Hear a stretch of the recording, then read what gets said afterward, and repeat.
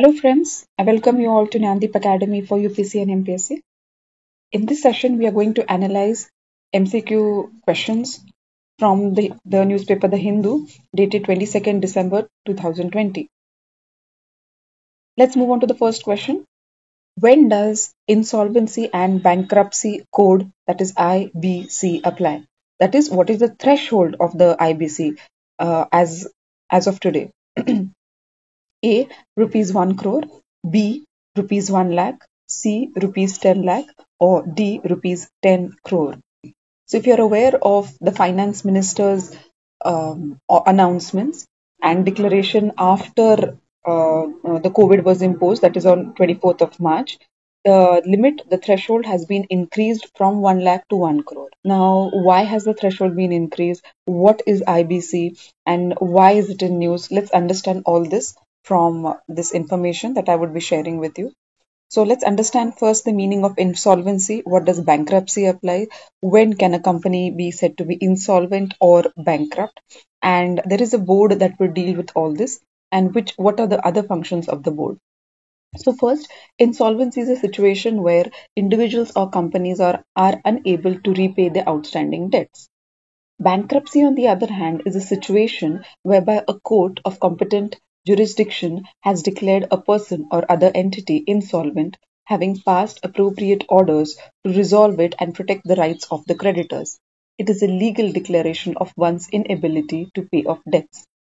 The government promulgated an ordinance to amend the Insolvency and Bankruptcy Code (IBC), whereby fresh insolvency proceedings will not be initiated for the last 6 months, starting from March 25th amid the COVID-19 pandemic. So that was when the COVID problem started, and the government implemented this IBC Act. The IBC was originally was enacted in the year 2016, replacing a host of laws with an aim to streamline and speed up the resolution processes of failed businesses. The code also consolidates provisions of the current legislative framework to form a common forum for debtors and creditors of all classes to resolve insolvency. In March this year, the government raised the threshold for invoking insolvency under the IBC to rupees 1 crore from 1 lakh with a view to prevent triggering of such proceedings against small and medium enterprises that are facing currently the heat of coronavirus pandemics. There is an insolvency and bankruptcy board that regulates insolvency professionals, insolvency professional agencies, and information utilities set up under the code. The board consists of representatives from Reserve Bank of India, the Ministries of Finance, and Corporate Affairs and Laws. So that is all you need to know about. Let's move on to the next question. Shaheen 9 or Eagle 9 exercise is conducted between the air force of which countries? A. China and Bangladesh, B. China and Sri Lanka, C. India and US, or D. China and Pakistan. So this has been in news, and Shaheen 9 is a exercise that is conducted between the countries of D, that is China and Bangladesh, and it is termed as Shaheen 9 or Eagle 9 exercise.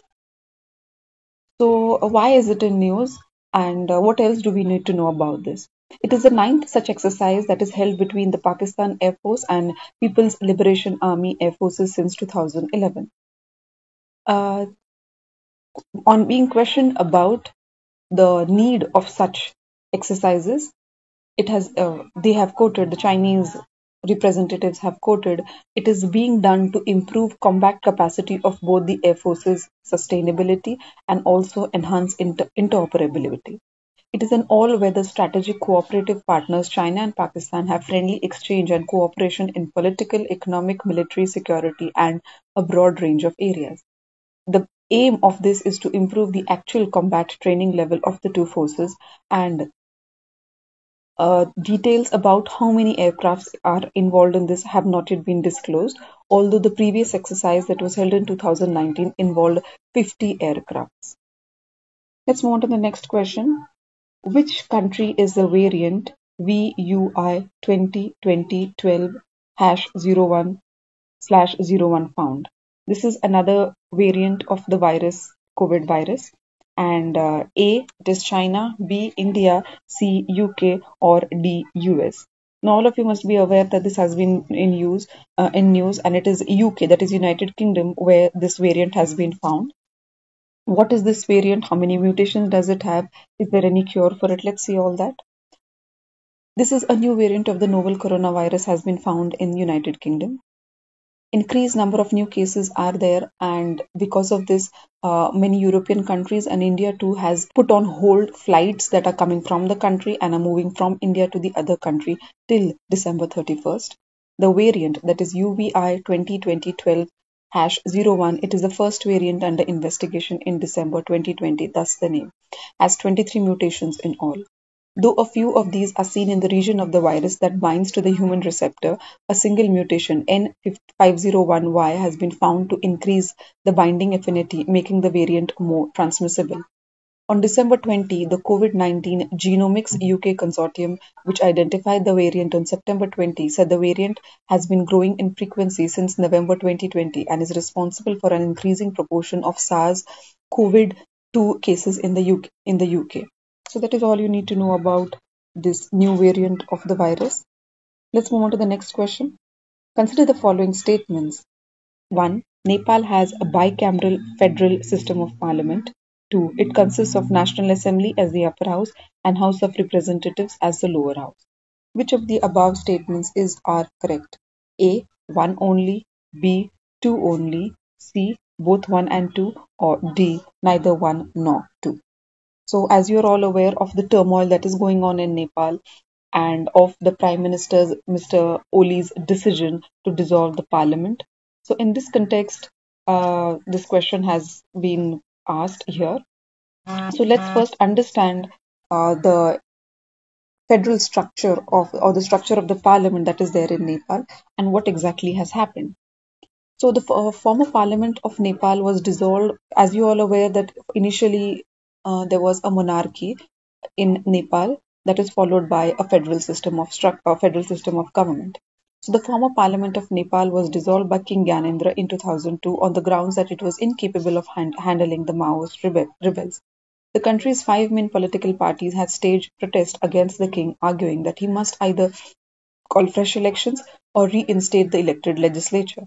In 2004, the king announced that parliamentary elections would be held within 12 months in April 2006 in response to major pro-democratic protests, and it was also announced that a parliament would be re-established.